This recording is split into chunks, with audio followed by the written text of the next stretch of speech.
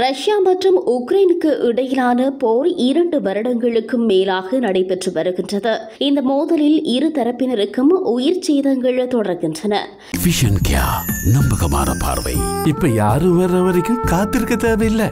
America, Germany, England போன்ற ஐரோப்பிய நாடுகள் உக்ரைனுக்கு ஆதரவு தெரிவித்து வருவதோடு அண்மையில் தமது ஆயுதங்களை போர் நடவடிக்கைகளுக்கு உக்ரைன் பயன்படுத்திக் கொள்ளலாம் என அமெரிக்கா அறிவித்திருந்தது. அத்தோடு அண்மையில் ரஷ்யா மீது உக்ரைன் தாக்குதல் நடத்தியது. அந்த தாக்குதலுக்கு ஜெர்மனி ஆயுதங்கள் பயன்படுத்தப்பட்டதாக ரஷ்யா தெரிவித்திருந்தது.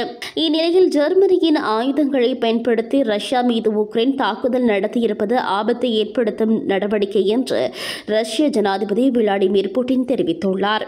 அது மட்டுமின்றி மேலைத்தீய நாடுகளுக்கு நீண்ட தொலைவுக்கு சென்று தாக்கக்கூடிய ஆயுதங்களை வேறு சில நாடுகளுக்கு ரஷ்யா வழங்கக்கூடும் என எச்சரிக்கை விடுக்கும் வகையிலும் அவர் கருத்து வெளியிட்டுள்ளதாக சில சர்வதேச ஊடகங்கள் தகவல் பகிர்ந்துள்ளன.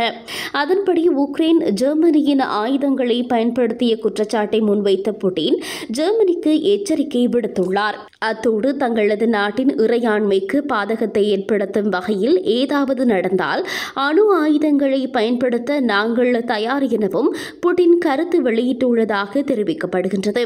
இதேவேளை பிரான்ஸ் ராணுவத்தின் எந்த அதிகாரியும் உக்ரைனில் இருந்தால் நிச்சயம் அவர்கள் மீதும் தாக்குதல் நடத்துவோம் என ரஷ்யா எச்சரிக்கை விடுத்துள்ளது. உக்ரைனுக்கு பிரான்ஸ் ராணுவ பயிற்சியாளர்களை அனுப்பலாம் என்ற செய்திகளுக்கு மத்தியில் ரஷ்யாவின் இந்த அறிக்கை வந்துள்ளது. இதுகுறித்து ஊடக சந்திப்பொன்றில் பேசியுள்ள ரஷ்ய வெளியுறவு அமைச்சர் செர்ஜி லாவ்ரோவ், பிரெஞ்சு ஆயுதப்படைகளின் உறுப்பினர்களாக இருந்தாலும் சரி அல்லது கூலி படையினராக இருந்தாலும் சரி அவர்கள் முற்றிலும் எங்கள் இலக்காக மாறுவார்கள் என அவர் தெரிவித்துள்ளமை குறிப்பிடத்தக்கது.